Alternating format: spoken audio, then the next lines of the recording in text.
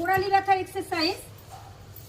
দুটো পায়ের গোড়ালি ম্যাটের উপরে রাখো, টাওয়াল অথবা চাদরের উপর রাখো।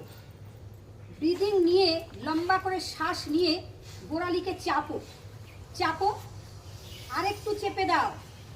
যত চাপতে পারবে তত গোড়ালির ব্যথার উপকার পাবে বেশি। শ্বাস ছাড়তে ছাড়তে চলে এসো, লম্বা করে শ্বাস নাও, গোড়ালিকে চাপ দাও ম্যাটের উপরে, জোরে চাপ দাও গোড়ালি,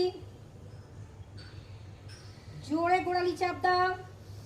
শ্বাস ছাড়তে ছাড়তে ফিরে এসো, লম্বা করে শ্বাস নাও, লম্বা শ্বাস।